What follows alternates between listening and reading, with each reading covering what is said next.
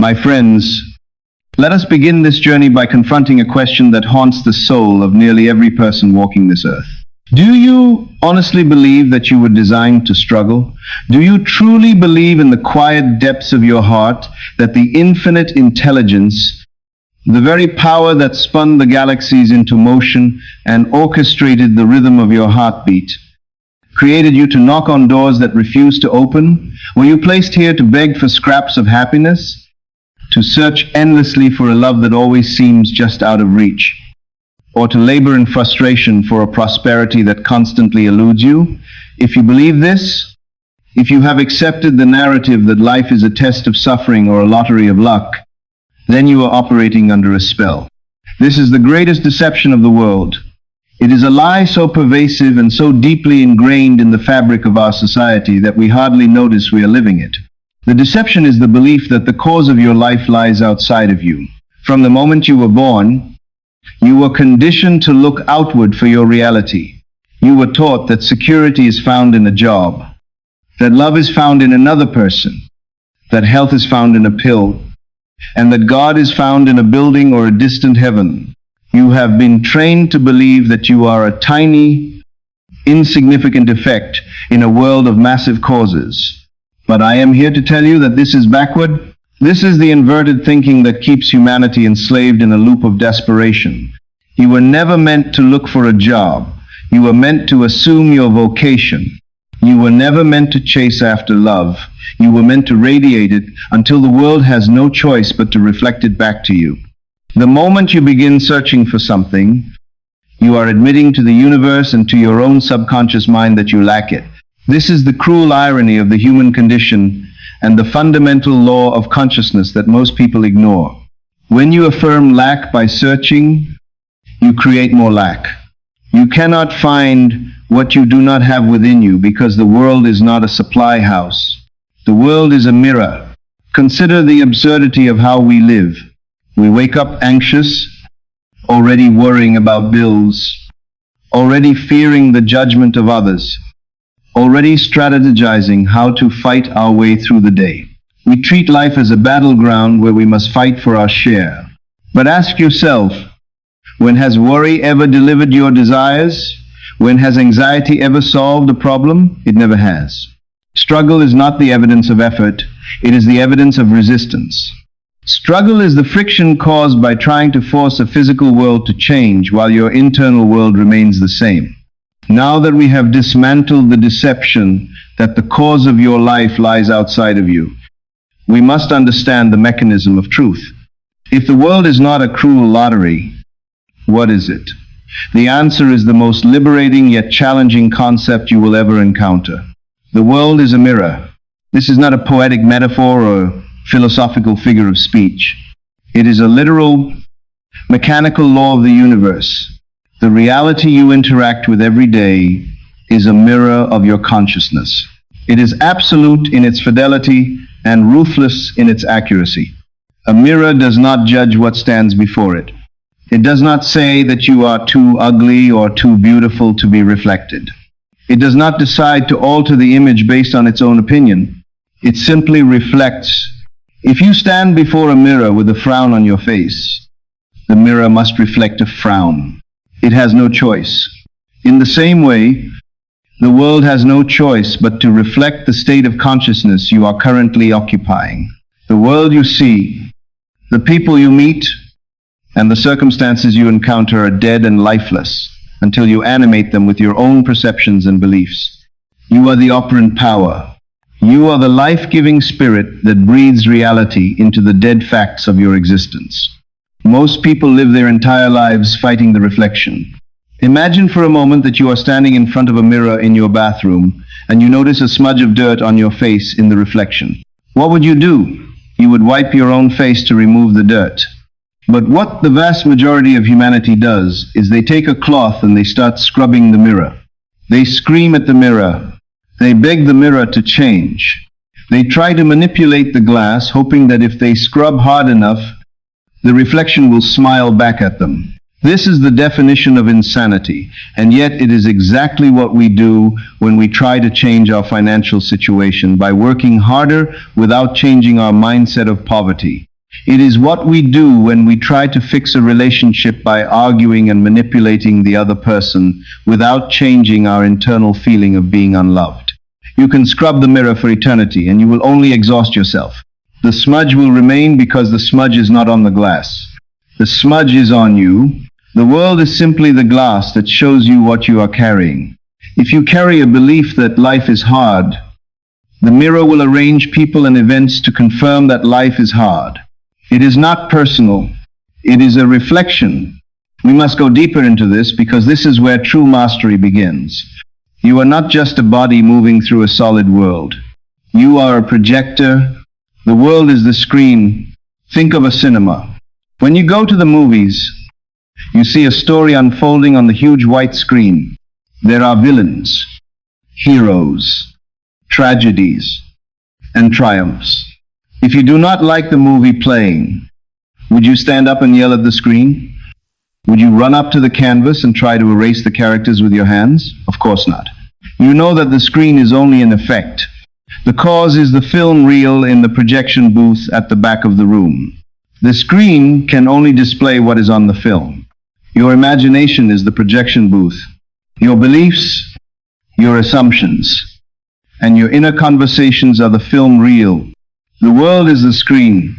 If you are seeing a tragedy in your life, it is because you are running a tragic film in your mind. You are waking up every morning and replaying the same scenes of worry, doubt, and fear. And because the mirror must reflect, the screen must display the movie you are projecting. You cannot change the movie by fighting the screen. You must go back to the projection booth and change the film. You must change your concept of self. This explains why you see patterns repeat in your life. Have you ever noticed that you or people you know seem to date the same type of person over and over again? The faces change, the names change, but the dynamic remains exactly the same. They leave one relationship because they felt unappreciated, only to enter a new relationship where they are eventually treated with the same lack of appreciation. Why? Because they changed the mirror, but they did not change the face. They took their internal sense of unworthiness with them to the new relationship. The world had no choice but to reshape itself around their dominant assumption. The world is you pushed out. Everyone you meet is only playing the role you have assigned to them in your mind. If you expect a person to be difficult, you will subconsciously draw out their difficult nature. If you assume someone is kind and generous, you will extract their kindness, even if they are rude to everyone else. You are the author of the play, and the people around you are merely actors who have memorized the script you wrote for them with your expectations. This realization is the turning point. It stops you from being a victim. A victim looks at the world and says, "Look what they did to me." A master looks at the world and asks, "What did I do within myself to create this?" This is not about blame. It is about cause and effect. If you understand that you are the cause, then you also understand that you can change the effect. You do not need the world's permission to change. You do not need the economy to improve before you can become wealthy. You do not need your specific person to change before you can be loved. You simply need to change the object standing in front of the mirror. When you smile, the mirror has no choice but to return the smile. It cannot resist. But here is the trap that catches so many. You look at the mirror and you say, "I will smile only after the reflection smiles first." You say, "Show me the money and then I will feel abundant. Show me the health and then I will stop worrying." You are waiting for the mirror to initiate the change. But a reflection has no life of its own. It can only mimic. You must be the one to go first. You must dare to assume the feeling of the wish fulfilled before there is any physical evidence to support it. This requires a suspension of your senses. Your eyes and ears will tell you that you are broke. The mirror is showing you a bank account with a zero balance. But if you keep looking at the mirror and reacting to it, you perpetuate the zero balance. To change the reflection, you must withdraw your attention from the dead mirror of your current circumstances and place your attention on the living reality of your imagination. You must see yourself as you desire to be, not as you appear to be. You must walk and talk and breathe as the person who already has what they want. When you do this with persistence, the mirror begins to shift. It might not happen in an instant, but it is inevitable. The old reflection will fade and a new image will form, one that matches your new inner state. The world is flexible. It is fluid. It is malleable. It wants to yield to you, but it can only yield to authority, and your authority comes from your conviction. So look at your life right now. Look at your relationships, your bank account, your health. Do not judge them. Do not hate them. Just observe them as a neutral report card of your past thoughts. They are yesterday's thoughts frozen in matter. If you do not like what you see, do not despair. Just recognize that you have been holding a frown in front of the mirror. Now, take a deep breath and decide to change the expression. Decide to stand tall within your own consciousness. Understand that there is no power outside of you that can stop you. There is no destiny that is written in stone that you cannot rewrite. You are the architect. The blueprint is your imagination. The building materials are your thoughts and feelings. And the world is simply the construction site where your inner vision takes form. Stop fighting the mirror. Start transforming the self as within. So, without, this is the law, and it is the key to your freedom. If the world is a mirror reflecting your inner state, then the most urgent question of your life becomes, how do I change the image I am projecting? The answer lies in the most powerful law in the universe, which is the law of assumption. This law supersedes all others because it is the law of identity itself. It declares that you must be the thing you desire before you can possess it. Most people operate under the law of hopeful thinking. They stand apart from their desire and hope that one day it will come to them. They say, I want to be wealthy, or I hope to be loved. But the law of assumption demands a radical shift in your position. You must stop standing apart from your desire, and instead you must step into it. You must appropriate it. To assume means to take upon oneself. You must take upon yourself the feeling of the wish fulfilled until that feeling is so natural, so habitual, that it becomes your dominant state of being. You do not attract what you want, for you can want things for a lifetime and never receive them. You attract what you are. The universe does not hear your words. It feels your identity. When you say, I want, you are declaring I do not have. But when you assume the state of having, when you walk in the conviction that I am, the universe bends to confirm that assumption. To apply this law effectively, you must first engage in the ruthless dismantling of the old man. The old man is the version of you that is currently enslaved by limitations. It is the bundle of habits, memories, and beliefs that tells you that you are unworthy, that life is a struggle, and that you are a victim of circumstance.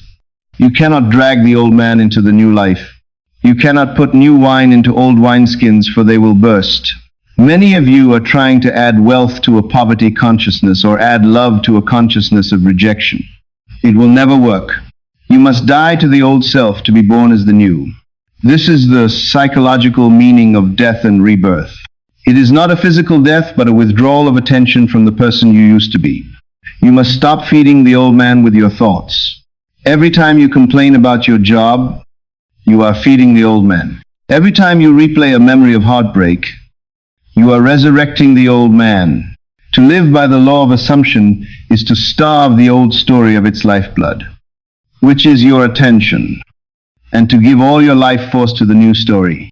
You must dare to assume the identity of the person who already has what you seek. How does that version of you think? How do they walk? How do they react to a bill in the mail?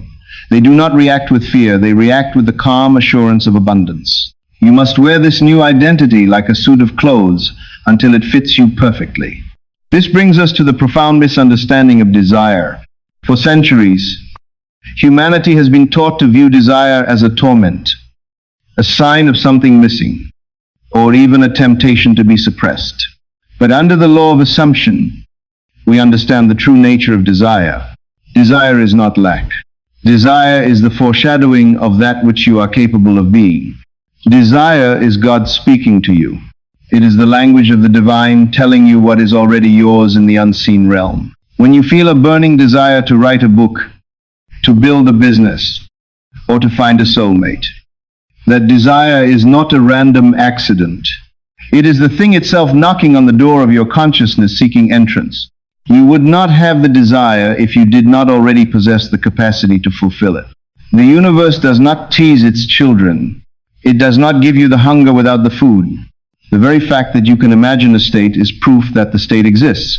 The error lies in thinking you have to go out and get it. The truth is you have to go in and occupy it. You must dismantle the old man, the version of you that believes in limitation. You must die to the person who believes they must struggle. And you must be born again as the person who knows it is already done. This is not a metaphor. It is a psychological and spiritual necessity. You cannot put new wine into old wineskins. You cannot bring a new life into an old state of mind.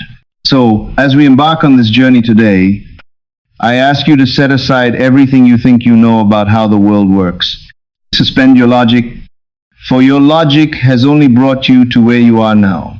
If you want to go somewhere new, you must use a new faculty.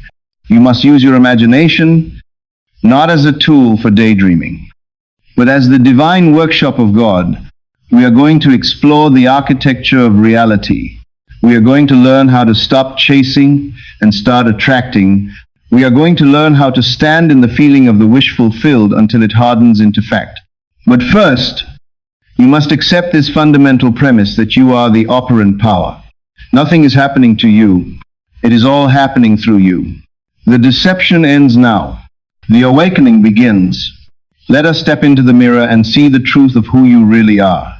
We have spoken of the mirror and we have spoken of the law, but now we must confront the behavior that destroys more dreams than any other force on earth, and that is the habit of chasing. When you chase, you run away from yourself. This is the great paradox of desire that baffles the human mind, yet remains an absolute truth of the spirit. The moment you run after something, you are affirming that it is running away from you. Think of the energy of a chase. It is frantic. It is desperate. It is rooted in the deep-seated belief that the object of your desire is separate from you and fleeing from you.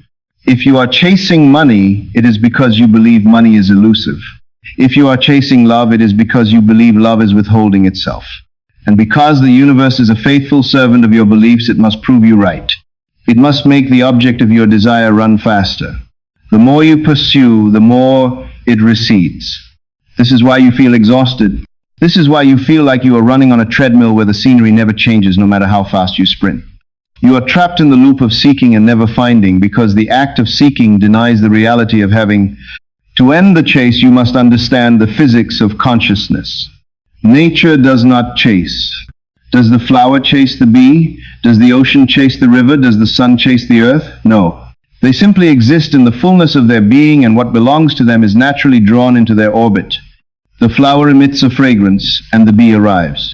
The ocean sits at the lowest point, and the rivers flow into it. The sun radiates its light, and the planets revolve around it. You must become the sun. You must become the ocean. You must become the flower. This means you must reverse the arrow of your energy. Instead of sending your energy out into the world in a desperate plea for validation or acquisition, you must call your energy back home. You must center yourself in the knowing that you are already complete. This is the most difficult thing for the conditioned mind to accept, because the mind is addicted to effort. The mind thinks that if it stops worrying, the world will fall apart. It thinks that if it stops texting, stops checking, stops plotting, then the desire will die. But I tell you, that is when the desire is born. Let us apply this to the situations that cause you the most pain. Consider the person who is waiting for a text message or a phone call from a specific person. They check their phone every 5 minutes. Their heart races with every notification. They analyze every silence. This is the energy of the chase. It is a repelling energy. It screams lack. It screams insecurity. And on a subconscious level, the other person feels it. They feel a pulling energy that makes them want to pull away. Now imagine the reversal. The person puts the phone down.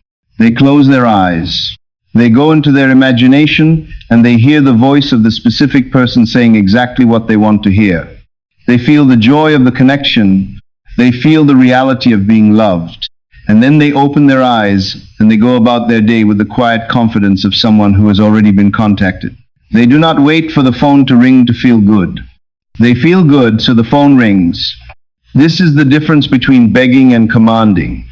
When you stop chasing, you create a vacuum in the universe that must be filled. By withdrawing the pressure, you allow the natural flow of events to unfold in your favor.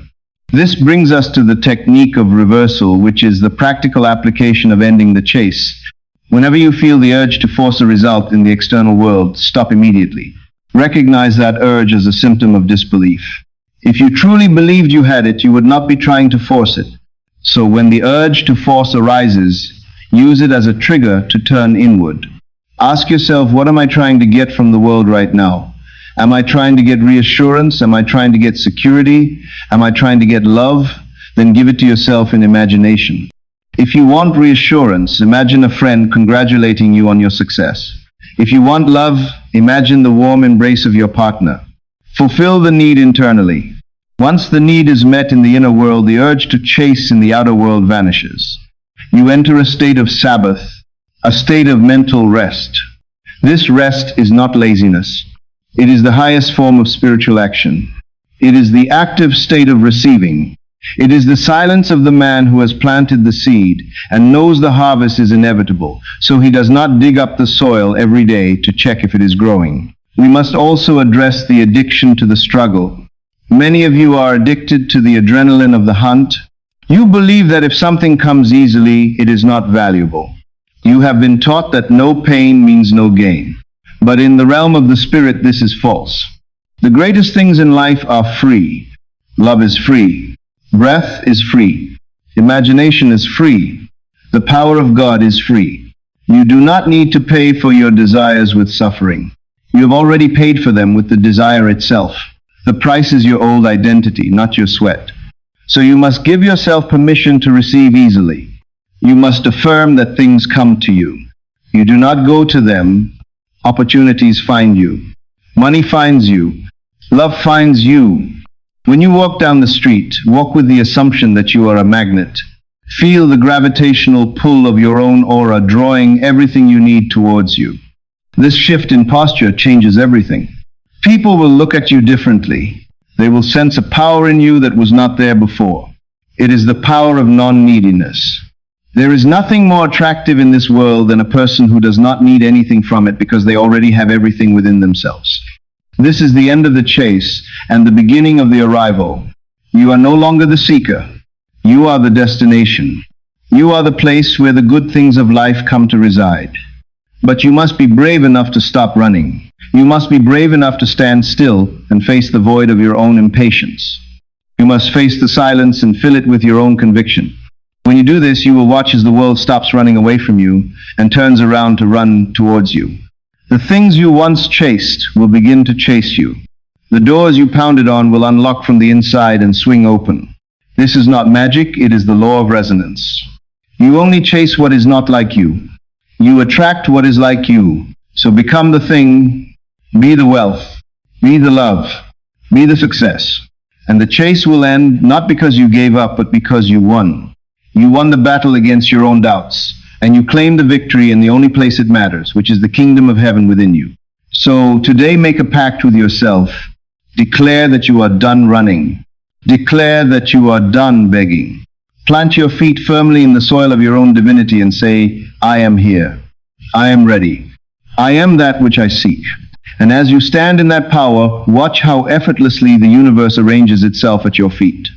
We have reached the heart of the mystery, the great secret that has been whispered by mystics and sages for thousands of years, but is rarely understood by the modern mind. We have established that the world is a mirror, and that you must assume the identity of your wish fulfilled, but the mechanism that bridges the gap between a mere thought in your head and a solid fact in your hand is feeling. This is the alchemy of the spirit. Just as the ancient alchemists sought to transmute base metals like lead into precious gold, you are here to transmute the base metal of your invisible thoughts into the gold of physical experience. The catalyst for this transformation is not hard work, nor is it intellectual understanding. The catalyst is feeling, but we must be very precise about what we mean by this word, because it is often misunderstood. When I speak of feeling, I am not speaking of fleeting emotions like a burst of excitement or a moment of hysteria. I am not asking you to walk around in a manic state of high energy pretending to be happy when you are not. That is exhausting and unsustainable. The feeling I speak of is the feeling of reality. It is the feeling of knowing. It is the deep, quiet satisfaction that comes after the fulfillment of a desire. Think of the feeling you have when you have just eaten a full meal. You are not jumping up and down, screaming about food.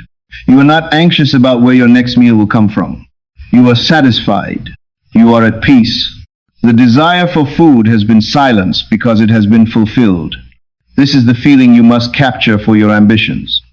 If you want a promotion, you must capture the feeling of already being in that position. It would feel natural. It would feel normal. It would feel like a responsibility you have accepted. It would not feel like a frantic hope. This is where the alchemy occurs. The subconscious mind is the creative womb of the universe.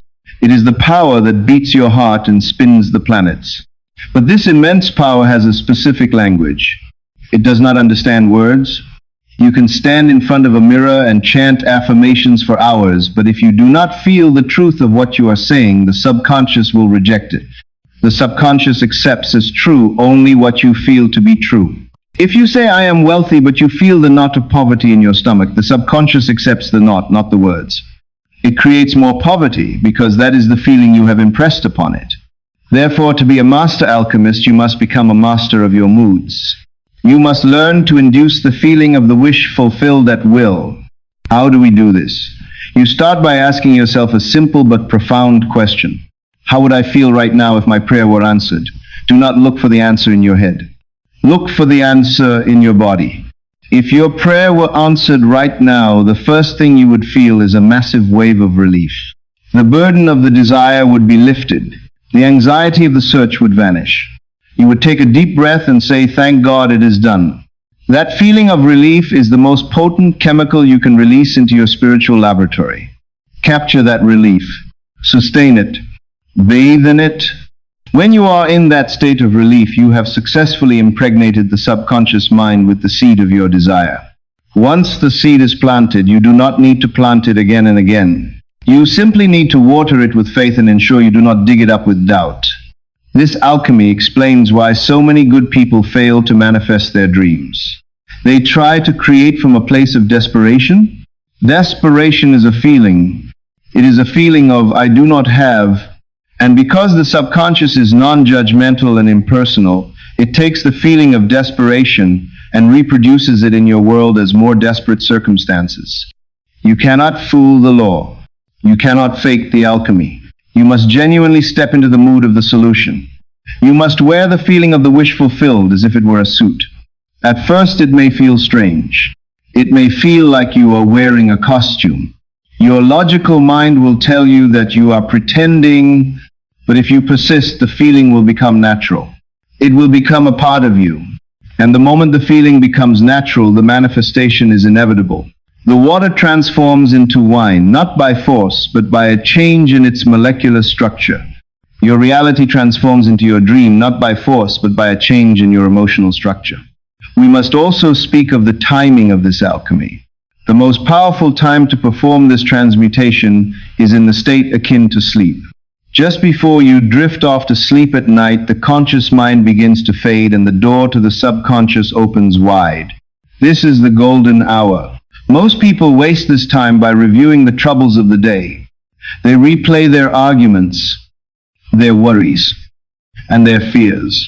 They unknowingly impress these negatives into the subconscious right before the window closes. As a result, they wake up the next day to the same problems. A master uses this time differently. As you lie in bed, close your eyes and bring before your mind's eye a scene that implies the fulfillment of your wish. Do not watch the scene as a spectator. Step into it. Touch the hand of the friend congratulating you. Hear the sound of their voice. Feel the reality of the moment. And most importantly, catch the mood of success. Fall asleep in this mood. Let this be the last thing that touches your consciousness before you enter the deep silence of sleep. By doing this, you are commanding the subconscious to spend the next 8 hours working on that idea. You are giving the architect the blueprint for tomorrow while you rest. This practice transforms your life from a series of accidents into a deliberate creation. You stop reacting to the chemistry of the world and you start creating your own chemistry. You realize that you are the laboratory and you are the scientist. If you want love, generate the feeling of being adored. If you want health, generate the feeling of vitality. If you want freedom, generate the feeling of having options. The world has no choice but to reflect the dominant feeling you carry. It is the law of the mirror, which we spoke of in the beginning. The mirror cannot smile until you smile.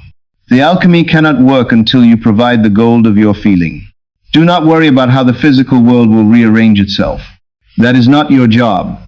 The alchemist does not worry about how the lead becomes gold. He only worries about applying the right heat and the right catalyst. Your job is the feeling. The universe's job is the mechanics. So I challenge you to test this. Pick one desire, just one. And tonight do not think about it. Do not wonder when it will come. Simply ask yourself, how would I feel if it were here? Catch that feeling. Hold it. Let it wash over you like a warm rain. And then walk through your days in that mood. If doubt comes, simply say to yourself, I have already felt the end, and the end is inevitable. Return to the relief. Return to the knowing. When you master the alchemy of feeling, you become the master of your fate. You no longer walk through the world hoping for the best. You walk through the world knowing that the best is already being forged in the fires of your own imagination. You are the alchemist. Your life is the gold. And the time to start the transformation is now. We have now planted the seed through the alchemy of feeling, and we have established the identity of the person who has the wish fulfilled. But now we arrive at the most treacherous part of the journey for the human mind. This is the time between the planting and the harvest. This is the space where the seed is underground, invisible to the eye, and the surface of the soil looks exactly as it did before. It is in this space that most dreams die, not because the law failed, but because the individual lost faith in the process. We must understand the nature of the structure that connects your current reality to your desired reality. I call this structure the invisible bridge. When you assume the feeling of your wish fulfilled, you do not instantly vanish from your present circumstances and appear in the new one. Instead, you unknowingly construct a bridge of incidents that you must walk across. This bridge is composed of a series of events, encounters, and circumstances that will lead you naturally and inevitably to the fulfillment of your vision. The challenge is that you cannot see the bridge with your physical eyes. You must walk it blindfolded, guided only by the inner light of your conviction. This is where faith becomes the only currency that matters. Faith is a word that has been cheapened by the world. It is often described as blind hope or wishful thinking. But in the architecture of reality, faith is a precise psychological function. Faith is the loyalty to the unseen reality. It is the refusal to accept the finality of what your senses are telling you. When you open your eyes after your imaginary act, the world of Caesar, the world of facts and figures, will scream at you that nothing has changed. Your bank account will still show the same number. Your relationship status will still remain the same. The diagnosis will still be on the paper. This is the moment of testing. If you react to the senses and say it didn't work, you have stepped off the bridge. You have aborted the pregnancy of the seed. But if you look at the unchangeable facts and say, I deny your authority because I know what I did in my imagination is true, then you remain on the bridge. Faith is the evidence of things not seen. It is the substance of things hoped for. It is not hoping that the bridge is there. It is the knowing that the bridge is solid beneath your feet, even if the fog is too thick to see the next step. You must understand that the invisible bridge is not built by your hands. You do not have to figure out how your desire will manifest. This is the great trap of the intellectual mind. The mind asks, but how will I get the money?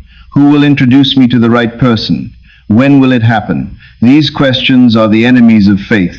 The how is the domain of the deeper mind, the infinite intelligence that connects all things. This intelligence has ways and means that you know not of. It can move mountains.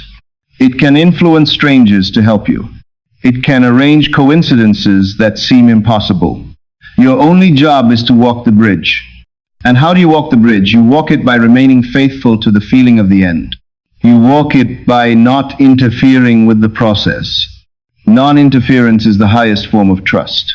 It means you do not try to force doors open. You do not manipulate people. You simply take the next logical step that appears before you, knowing that it is part of the divine sequence. Sometimes, the invisible bridge will take you through strange and uncomfortable territory. This is a truth that few teachers will tell you. To get to the new house, you might have to lose the old one. To get the dream job, you might have to be fired from the current one. To meet the love of your life, you might have to experience a painful breakup. When these things happen, the person without faith panics. They think everything is going wrong. They think the law has failed them. But the person of faith understands that this is simply the clearing of the ground. It is the dismantling of the old structure to make way for the new. If you are walking the invisible bridge and a storm hits, do not turn back. Do not curse the storm. Recognize it as a necessary incident in the bridge. You must have the courage to trust that even the negative events are conspiring for your good. The universe is ruthless in its efficiency. It will take the shortest path to the fulfillment of your desire, and sometimes the shortest path leads through the valley of the shadow. But if you fear no evil, if you keep your eyes fixed on the destination, you will come out on the other side. This is why you must learn to ignore the senses. Your 5 senses are limited tools. They are designed to navigate the physical world of the past, not the spiritual world of the future. Everything you see with your eyes is already dead. It is the result of past thoughts. If you look at your life today and judge your potential by it, you are looking at a dead star. The light you see left the source years ago.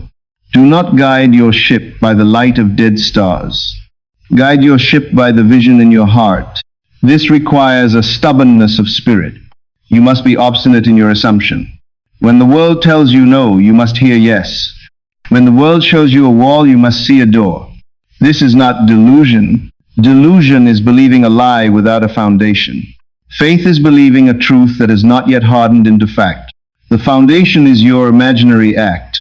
You have already experienced the reality in your mind, so you know it exists. You are simply waiting for time to catch up with imagination. The invisible bridge is also a bridge of time. There is a time interval between the thought and the thing. A seed of corn takes time to grow. A human child takes 9 months to be born. Your desire has its own appointed hour. Faith is the patience to wait for that hour without anxiety. Anxiety implies that you think it might not happen. Patience implies that you know it is inevitable. When you order a package online, you do not worry about it. You do not call the shipping company every hour. No, it is coming, so you wait. Treat your desire with the same certainty. It has been ordered. The shipping process has begun. The bridge is being built. Your anxiety will not speed it up. It will only delay it by creating resistance. So relax into the knowing. Let us close this chapter with a promise. If you dare to walk this invisible bridge, if you dare to hold your head high when the water is rising, if you dare to persist in the assumption that you are who you want to be, then the bridge will hold you. It will not break. The universe will not let you fall. You will meet the right people at the right time. You will say the right words. You will be in the right place. You will not have to force it. It will happen as naturally as the sun rises in the morning. But you must be willing to walk. You must be willing to endure the silence of the void. You must be willing to be called a fool by the world, until the moment the world calls you a genius. Walk the bridge, my friends. Walk it with confidence. Walk it with gratitude. For on the other side lies the life you have always known was yours. The bridge is invisible, but it is the most solid thing in your life because it is built on the rock of your own divine consciousness. Trust the bridge, and it will carry you home. We have discussed the planting of the seed and the guarding of the garden, but now we must address the most common way that the uninitiated destroy their own creations before they ever see the light of day. This is the failure to understand the art of silence. In a world that is obsessed with noise, with constant sharing, and with the desperate need for external validation, Silence is often mistaken for emptiness or weakness. But in the metaphysics of reality, silence is the container of power. It is the pressure chamber where the steam of your desire is compressed until it has the force to move the engine of the universe. If you look at a steam engine, the power does not come from the steam escaping into the air. It comes from the steam being confined. If you open the valve and let the steam whistle out, you make a lot of noise, but you generate no movement. This is exactly what happens when you talk about your desires to the world before they have hardened into fact. You dissipate the energy. You release the pressure. You gain a momentary hit of dopamine from the validation of others, but you lose the driving force necessary to birth the reality. There is a profound spiritual law that states you must go and tell no man. This is not about being secretive for the sake of mystery. It is about the preservation of integrity. When you have conceived a great ambition or a new identity in your imagination, it is like a fragile embryo. It is real, but it is not yet viable in the harsh environment of the external world. If you run to your friends or your family and say, "I am going to be a millionaire," or "I am going to heal this relationship," you are exposing your unborn dream to the bacteria of their doubt. They may mean well, but they will inevitably project their own limitations onto you. They will ask practical questions that you cannot yet answer. They will raise eyebrows. They will offer realistic advice. And in that moment, you will feel your conviction waver. You will feel the cold wind of their skepticism chill the warmth of your belief. And just like that, the seed is dug up and exposed to the sun before it has taken root. You must learn to carry your secret with a holy reverence. You must protect it in the womb of silence. Consider the process of nature. Every great creation happens in the dark and in the quiet. The seed germinates deep within the soil where no eye can see it. The child forms within the womb in total darkness and silence. The logic of the universe is that the unseen precedes the seen, and the unseen requires a sanctuary of privacy. When you keep your desire silent, you create a psychic tension within yourself. This tension is not anxiety, it is a buildup of creative potency. Because you are not releasing the energy through talk, the energy has no choice but to manifest as form. The silence acts as a dam that forces the river of your intention to rise until it overflows into physical reality. This is the discipline of the master. The master speaks only when the act is done. The fool speaks of what he is going to do, and in doing so, he spends the energy required to do it. You must become comfortable with being misunderstood or being seen as ordinary while you are secretly building an empire in your mind. Let the results speak for you. Let the finished product be your announcement. Until then, let your silence be the shield that guards your creation. Silence is also the ultimate tool for self-mastery in your daily interactions. We live in a reactive world where everyone feels the need to have an opinion and to have the last word. But the art of silence teaches you the power of the pause. When you are provoked, when chaos erupts around you, or when you are challenged, the instinct of the old man is to react. It is to defend, to argue, and to explain. But reaction is a form of slavery. When you react, you are letting the external world dictate your internal state. You are giving your power away to the person who provoked you. Silence is the reclaiming of that power. When you remain silent in the face of a storm, you are demonstrating that your internal world is more real to you than the external chaos. You are standing in the authority of the I am. There is a terrifying power in the person who does not react. It signals to the world that this person cannot be manipulated. It signals that this person answers to a higher law. This practice of silence extends to your need for validation. Many of us talk because we want others to agree with us so that we can feel safe in our decisions. We ask, "Do you think this is a good idea?" Because we do not trust our own inner guidance. But the architect of reality knows that the only approval needed is the approval of the inner self. When you stop seeking validation through words, you are forced to find validation through faith. You are forced to lean on your own spiritual backbone. This strengthens you. It turns you from a child who needs permission into a creator who issues commands. You must reach a point where the knowledge of your desire is so satisfying to you that you have no need to talk about it. You are like a man who has $1 million in his pocket. He does not need to go around telling everyone he is rich. He knows it, and his knowing is enough. The silence of the knowing is the most eloquent sound in the universe. Furthermore, silence is the gateway to the divine voice. The universe is always speaking to you.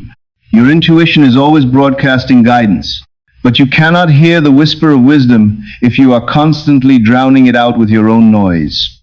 You must cultivate periods of deliberate silence in your life. This is not just the absence of talking, but the quieting of the mind. In the silence, you reconnect with the source of all power. You remember who you are. The delusions of the world fall away, and the truth of your being emerges. It is in the silence that you receive the strategy for the bridge of incidents. It is in the silence that you are recharged. If you are constantly outputting words and energy without taking time to input silence, you will burn out. You will become a hollow shell echoing the noise of the world. You must return to the well of silence to drink the living water of spirit. So I challenge you to practice the art of silence starting today. Pick a goal that is precious to you and make a vow that you will tell no one until it is accomplished. Lock it in the vault of your heart. Feel the power of that secret growing inside you. Feel the pressure building and use that pressure to fuel your imaginary acts. And in your daily life, practice the pause. When you want to complain, be silent.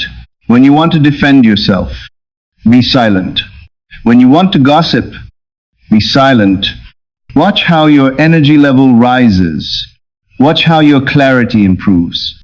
Watch how the world begins to respect you more because you respect yourself enough to hold your tongue. Silence is not empty. It is full of answers. It is the language of God. And when you become fluent in silence, you become a force of nature that cannot be stopped. Quiet your mind. Seal your lips. And let your life become a thunderous testament to the power of the silent will. We have spoken of silence as the vessel that contains your power, but now we must examine the substance itself, which is your energy. If you are to become the architect of your reality, you must undergo a fundamental shift in how you view your daily existence. You must stop viewing money as your most valuable resource and start viewing your energy as the only true currency you possess. Unlike money, which can be printed, borrowed, or earned back after a loss. Your energy is the very essence of your life force given to you in a fresh allotment each morning. It is the fuel that powers the engine of your imagination and the magnetic force that draws your desires to you. Most people live their lives in a state of spiritual bankruptcy. They wake up and immediately spend their energy on things that give them no return. They spend it on anxiety about the future. They spend it on regret about the past. They spend it on arguments with strangers on the internet. They spend it on frustration in traffic. By noon they are depleted and they wonder why they have no power to manifest their dreams. You cannot create a new life with a bankrupt account. You must treat your energy with the same cold calculation that a miser treats his gold. Understand this law clearly. Every interaction is a transaction. When you pay attention, you are quite literally paying. You are exchanging a unit of your life force for the object of your focus. If you focus on a news story that makes you angry, you have just purchased anger. You have paid for it with your energy, and now you own it.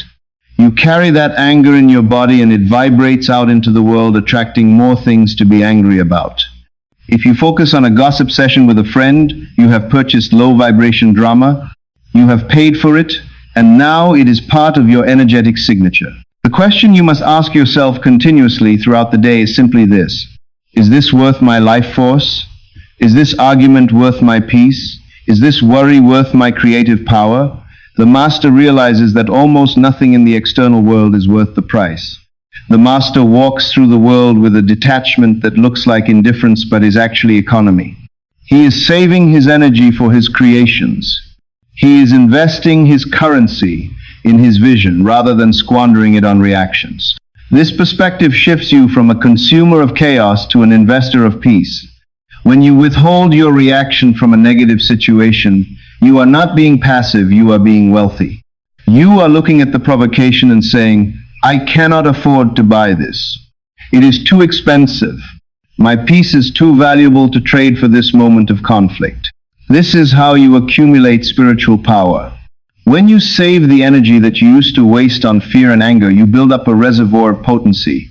This reservoir is what makes your imaginary acts effective. Why do some people visualize and get instant results, while others visualize for years with no change? It is often a matter of energetic intensity. The person who gets results has a surplus of energy to pour into the image. They have not wasted their power on the petty grievances of the day. They have conserved it so that when they close their eyes, they can direct a laser beam of focus that cuts through the resistance of the material world. The person who fails is often trying to power a high-voltage vision with a dead battery. We must also speak of the energetic leaks in your life. Just as a small hole in a fuel tank will eventually drain the car, many of you have micro leaks that are draining your spirit. Guilt is a leak. Shame is a leak. Unforgiveness is a massive hemorrhage of energy. When you hold a grudge against someone, you are tethered to them by an invisible cord of energy. You are constantly feeding them your life force across time and space. You think you are punishing them by hating them, but you are only depleting yourself. To forgive is not a moral act of kindness to the other person. It is a selfish act of energy conservation. You forgive so that you can cut the cord. You forgive so that you can stop the leak. You call your energy back from the past and you bring it into the present moment where it can be used to build your future. You must audit your life. Look at your relationships, your habits, and your obligations. Which of these are investments that bring you joy and growth, and which are expenses that leave you drained? You must have the courage to close the accounts that are bankrupting you. Furthermore, your energy is your introduction to the world before you even speak a word. We spoke of the power of the spoken word, but energy speaks louder and faster. Energy is the vibration you emit that tells the universe and the people around you who you are. Humans are walking antennas. We broadcast and we receive. When you walk into a room, people feel your signature immediately. If you are desperate, they feel it and they recoil. If you are needy, they feel it and they close off. If you are grounded and abundant, they feel it and they are drawn to you. You cannot fake energy. You can fake a smile. You can fake confident words, but you cannot fake the vibration of your being. Authenticity is the highest vibration. When your thoughts, your feelings, and your actions are all aligned, you emit a coherent signal that is incredibly powerful. This coherent signal cuts through the noise of the world. It commands respect. It attracts opportunities. It is the signature of the sovereign creator. So how do we increase our wealth? We invest our currency in high return activities. Gratitude is the highest yielding investment in the universe. When you spend your energy on gratitude, you get an immediate return of joy, and you attract more things to be grateful for.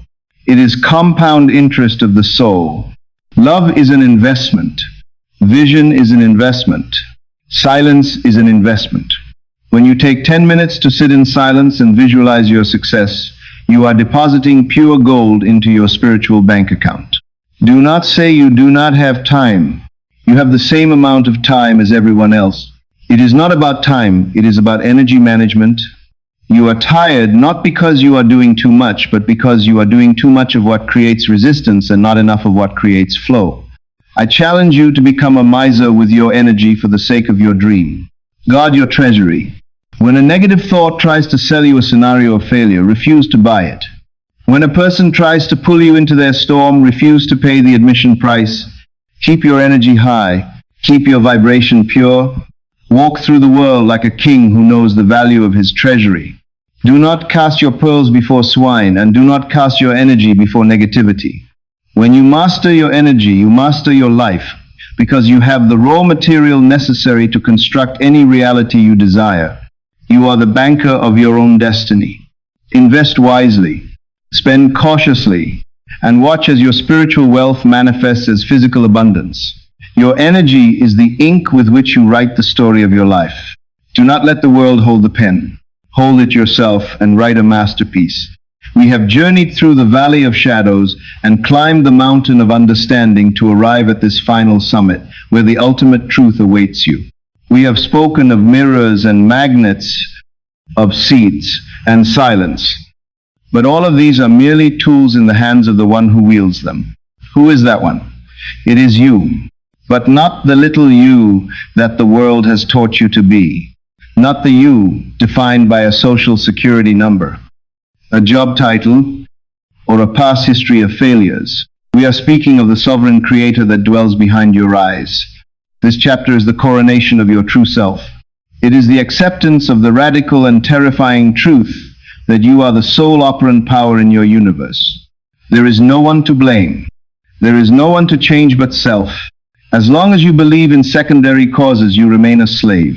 Secondary causes are the belief that the economy causes your poverty, that the virus causes your sickness, that your parents cause your neuroses, or that your enemies cause your failure. This is the great lie of the sleeping man. The sovereign creator knows that there are no secondary causes. There is only one first cause, and that first cause is your own wonderful human imagination. Everything you see in the vast screen of space is nothing more than the projection of your own internal state. To accept this is to take the crown of sovereignty and place it upon your own head. This realization is not for the faint of heart, because it demands total responsibility. You can no longer play the victim. You can no longer point your finger at the world and say, "Look what they did to me." You must stand before the mirror of life and say, "Look what I did to myself." This admission may taste bitter at first because the ego loves to be innocent. The ego loves to be innocent. The ego loves to say, "I did my best, but the world was against me."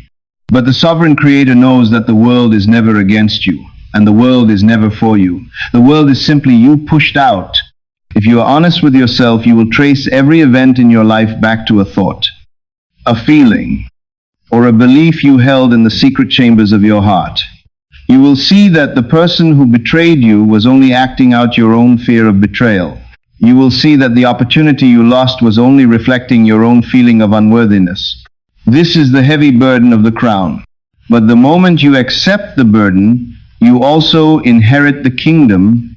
If you realize that you are the one who caused the storm, then you know that you are the only one who can command the sun to shine. You are not waiting for a savior to come on a cloud. You are the savior you have been waiting for. We must now speak of the most holy name in the universe, which is the name of God. That name is not a word to be chanted in a temple. That name is I am. Before you can say I am rich or I am poor or I am happy or I am sad, you must first be. You must first exist. That awareness of existence is God.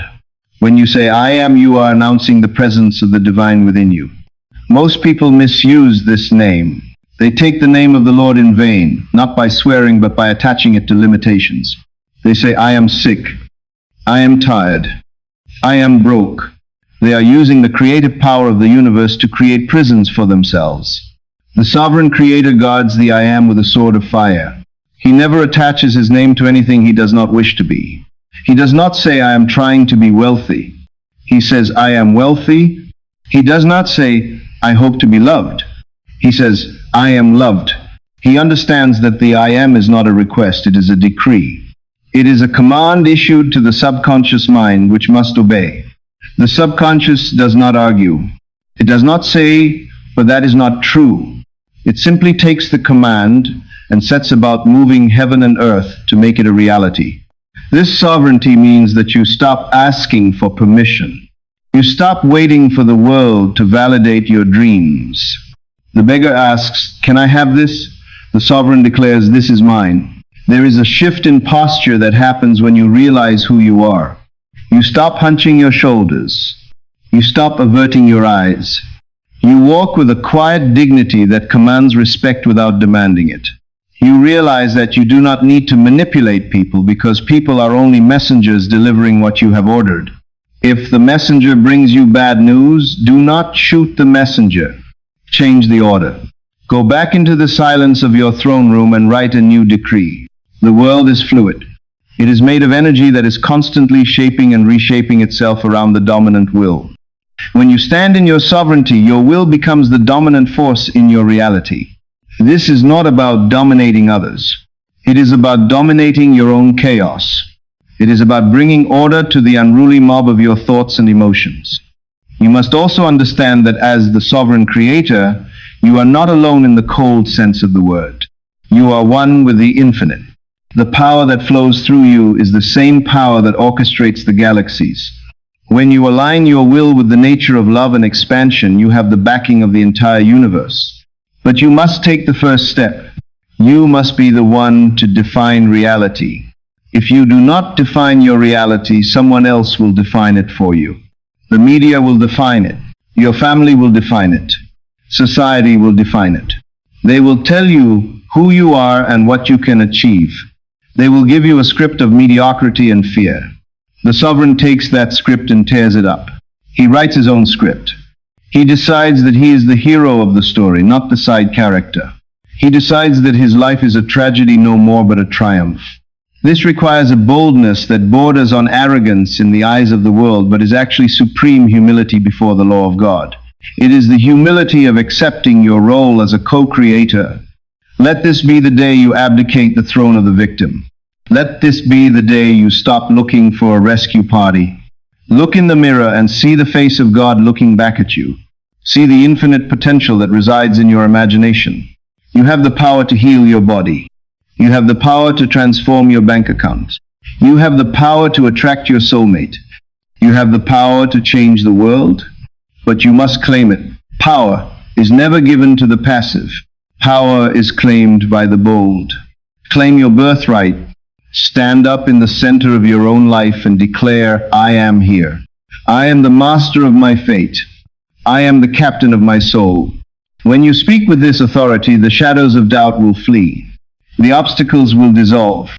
The mountains will move, because the universe knows its master, and it rejoices when the master finally wakes up to take command. You are the architect. You are the builder.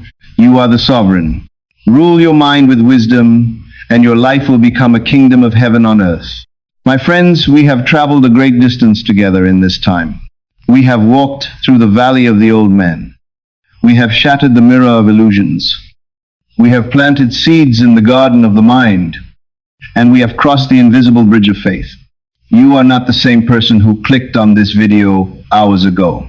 You have been exposed to the mechanics of reality, and once the mind has been expanded by a new truth, it can never return to its original dimensions. You now stand at the threshold of a new life, but knowledge alone is not power. Knowledge is only potential. Power is the application of that knowledge. You now hold the keys to the kingdom, but a key in the pocket does not open the door. You must put the key in the lock and turn it. This brings us to the final decree. In the ancient traditions, a decree was different from a prayer or a wish. A wish is a passive hope that something might change.